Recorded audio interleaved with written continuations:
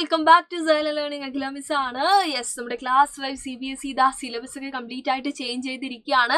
അതുകൊണ്ട് തന്നെ നമ്മളിപ്പം നോക്കുന്നത് നമ്മളുടെ ബ്രിഡ്ജ് പ്രോഗ്രാം ആണ് അല്ലേ. അപ്പോൾ ഒരുപാട് വീക്സിലായിട്ട് കുറേ ആക്ടിവിറ്റീസിലൂടെ ഒക്കെ ആയിട്ടാണ് എല്ലാ സബ്ജക്റ്റിലും നമ്മുടെ ബ്രിഡ്ജ് കോഴ്സ് ഇപ്പം നടന്നുകൊണ്ടിരിക്കുന്നത്. അപ്പോൾ ഇന്ന് മിസ് നോക്കുന്നത് നമ്മുടെ വീക്ക് 3 ഡിഫറെൻറ്റ് ലാൻഡ് ഫോംസ് എന്ന് പറയുന്നതായിരുന്നു നമ്മുടെ വീക്ക് 3 എന്ന് പറയുന്നത്. അതിനകത്തുള്ള കുറേ കാര്യങ്ങളൊക്കെ നമ്മൾ പഠിച്ചിട്ടുണ്ടായിരുന്നു. അപ്പോൾ അതിൽ വരുന്ന ഇമ്പോർട്ടൻ്റ് ആയിട്ടുള്ള ഒരു ടോപ്പിക്കാണ് നാച്ചുറൽ ഡിസാസ്റ്റേഴ്സ് എന്ന് പറയുന്നത് അല്ലേ. നമുക്ക് വളരെ ഫെമിലിയർ ആയിട്ടുള്ള ഒരു കാര്യമാണ്. കാരണം ഇപ്പം തന്നെ നമുക്കറിയാം, പ്രത്യേകിച്ച് മഴയൊക്കെ അധികമാകുന്ന സമയത്ത് നമ്മൾ എല്ലാവരും പേടിക്കുന്ന ഒരു കാര്യമുണ്ട്. യെസ്, അതാണ് ഇവിടെ പിക്ചറിൽ നമ്മൾ കാണുന്നത് അല്ലേ.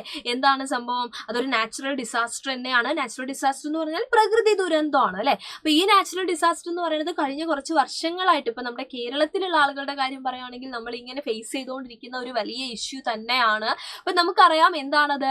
യെസ്, നമ്മുടെ ഫ്ലഡ് ആണ് അല്ലേ. അപ്പോൾ ഫ്ലഡ് എന്ന് പറയുന്ന സമയത്ത് when too much rain falls അല്ലെ, ഒരുപാട് മഴ ഇങ്ങനെ പെയ്യുന്ന സമയത്ത് rivers and lakes fill up and water covers road, fields and houses etcetera അല്ലെ. എല്ലാ സ്ഥലത്തും എന്താവുകയാണ്, നമ്മുടെ വാട്ടർ വന്നിരിക്കുകയാണ് ചെയ്യുന്നത്. കംപ്ലീറ്റ് ആയിട്ട് വാട്ടർ കവർ ചെയ്യുകയാണ് ചെയ്യുന്നത്.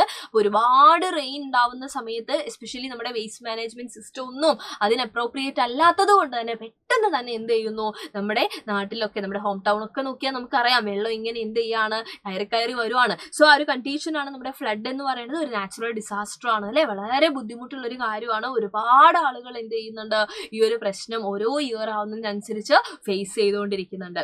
മറ്റൊരു നാച്ചുറൽ ഡിസാസ്റ്റർ ആണ് നമ്മളിവിടെ കാണുന്നത് നമ്മുടെ ലാൻഡ് സ്ലൈഡ് ആണ് അല്ലെ. ഇതും നേരത്തെ നമ്മൾ പറഞ്ഞതുപോലെ തന്നെ നമ്മൾ ഫേസ് ചെയ്യുന്ന വലിയൊരു ഇഷ്യൂ ആയിട്ട് മാറിയിരിക്കുകയാണ്. കാരണം ഒരുപാട് പേരുടെ ലൈഫ് തന്നെ എന്ത് ചെയ്യാണ്, ഈ ഒരു ലാൻഡ് സ്ലൈഡോടുകൂടി നഷ്ടപ്പെട്ടു പോകുന്നുണ്ട്. അപ്പൊ ലാൻഡ് സ്ലൈഡ് സംഭവിക്കുന്നത് എങ്ങനെയാണ്? When too much rain makes soil and rocks on a hill or mountain fall down yes quickly അല്ലെ. അതായത് ഒരു ഹിൽ നിങ്ങൾ ആലോചിക്കുക അല്ലെ, അല്ലെങ്കിൽ ഒരു മൗണ്ടെയിൻ ഒക്കെ ആലോചിക്കുക. അപ്പോൾ ഒരുപാട് റെയിൻ ഉണ്ടാവുന്ന സമയത്ത് അവിടെയുള്ള സോയിലും റോക്കും എല്ലാം എന്ത് ചെയ്യുകയാണ്, യെസ് പെട്ടെന്ന് താഴേക്ക് വരുവാണ്. അപ്പോൾ ആ ഒരു കണ്ടീഷനാണ് നമ്മുടെ ലാൻഡ് സ്ലൈഡ് എന്ന് നമ്മൾ വിളിക്കുന്നത്. നമ്മൾ കണ്ടിട്ടുണ്ട് അല്ലെ, വയനാട്ടിലൊക്കെ മിക്കവാറും, വയനാട്ടിൽ മാത്രമല്ല ഇന്ന് എല്ലാ നാട്ടിലും ഇത് നടക്കുന്നുണ്ട്. എന്നാലും വലിയ ദുരന്തങ്ങളായിട്ട് നമ്മൾ അവിടെയൊക്കെ കാണാറുണ്ട്. കാരണം ഈ പറയുന്ന പോലെ ഒരുപാട് മഴ ഉണ്ടാവുന്ന സമയത്ത് വരുന്ന ഒരു നാച്ചുറൽ ഡിസാസ്റ്റർ തന്നെയാണ് നമ്മുടെ ലാൻഡ് സ്ലൈഡ് എന്ന് പറയുന്നത്.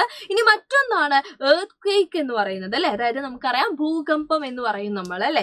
The ground shakes suddenly because the rocks deep inside the earth move and crack. അപ്പൊ നമ്മൾ ആലോചിക്കുക, നമ്മുടെ എർത്തിൽ ഒരുപാട് താഴെയായിട്ട് ഡീപ്പ് ഇൻസൈഡ് ഒരുപാട് റോക്സ് ഉണ്ട് അല്ലെ. അതൊക്കെ തമ്മിൽ എന്ത് ചെയ്യുന്നു, യെസ് എന്ത് ചെയ്യാണ്, മൂവ് ചെയ്യാണ്. തമ്മിൽ മൂവ് ചെയ്തിട്ട് ക്രാക്ക് ചെയ്യുന്ന സമയത്ത് സംഭവിക്കുന്ന ഒരു നാച്ചുറൽ ഡിസാസ്റ്റർ ആണ് നമ്മളുടെ എർത്ത് ക്വേക്ക് എന്ന് പറയുന്നത്. അതായത് നമ്മുടെ കംപ്ലീറ്റ് എർത്ത് എന്ത് ചെയ്യാണ്, ഷെയ്ക്ക് ചെയ്യാണ് അല്ലെ. അപ്പൊ ഇതും നമുക്കറിയാം പല രീതിയിൽ. ഇപ്പൊ എർത്ത് ക്വേക്കിന്റെ കാര്യം പറയുകയാണെങ്കിൽ അതിന്റെ ആ ഒരു എത്രത്തോളം ഉണ്ട് എന്നുള്ളത് നമ്മൾ കറക്റ്റായിട്ട് നമുക്ക് അതിന്റെ മെഷർമെന്റ് ഒക്കെ നോക്കാൻ പറ്റും. അപ്പം അങ്ങനെ നമ്മൾ അളന്നിട്ടൊക്കെ നമ്മൾ പറയും ഇത്ര തീവ്രമായിട്ടുള്ളതാണോ അല്ലെ, ഭയങ്കര സ്ട്രോങ് ആയിട്ടുള്ള എർത്ത് ക്വേക്ക് ആണോ അല്ലയോ എന്നൊക്കെ. അപ്പൊ എന്താണെങ്കിലും ഇതിലും നിങ്ങൾ ആലോചിക്കുക, ഒരു ബിൽഡിംഗ് ഒക്കെ ഇതാ നോക്കിയ ഒരു എക്സാമ്പിൾ നോക്കിയാൽ നിങ്ങൾ ഒരുപാട് ലൈഫ് അവിടെയും എന്ത് ചെയ്യാണ്, നഷ്ടപ്പെടുവാണ് അല്ലെ. അപ്പൊ നാച്ചുറൽ ഡിസാസ്റ്റർ ആയിട്ട് നമുക്ക് എർത്ത് ക്വേക്കിനെയും കാണാം. ഇപ്പൊ നമ്മൾ 3 പറഞ്ഞു. ഇനി മറ്റൊന്നാണ് കോമൺ ആയിട്ട് നമ്മൾ പറയുന്നത് നമ്മുടെ സുനാമി എന്ന് പറയുന്നത്. ഇപ്പൊ ബീച്ചിലൊക്കെ പോകാൻ നമുക്ക് എല്ലാവർക്കും ഇഷ്ടമാണ് അല്ലെ, നമ്മൾ അവിടെയൊക്കെ എൻജോയ് ചെയ്യാറുണ്ട്.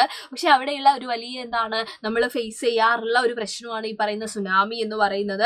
അതായത് ഒരു big fast moving wave in the sea എന്നാണ് നമ്മൾ ഇതിനെ പറയുന്നത്. അതായത് അവിടുത്തെ നമ്മൾ പറയില്ലേ തിരമാലകൾ വരിക പറയില്ലേ, അത് വേവ്സ് ആണ് അല്ലെ. അപ്പൊ ആ വേവ്സ് എന്ത് ചെയ്യുന്നു, വളരെ വലിയ വേവ്സ്, വളരെ സ്ട്രോങ് ആയിട്ടുള്ള വേവ്സ് വരുന്ന ആ ഒരു കണ്ടീഷനാണ് നമ്മളുടെ സുനാമി എന്ന് പറയുന്നത്. അപ്പൊ ഇതിന്റെ റീസൺ എന്ന് പറയുന്നത് എന്താണ്, it happens when there is A strong earth quake under the ocean. Yes, നമ്മൾ എർത്ത് ക്വേക്കിന്റെ കാര്യം പറഞ്ഞില്ലേ. അപ്പൊ അത് നമ്മുടെ കടലിന്റെ അടിയിൽ വെച്ച് സംഭവിക്കുന്നത് നിങ്ങൾ ആലോചിച്ച് നോക്കിയേ. അതിന്റെയൊക്കെ ഒരു ആഫ്റ്റർ എഫക്റ്റ് ആയിട്ട് വരുന്ന ആളാണ് നമ്മുടെ സുനാമി എന്ന് പറയുന്നത്.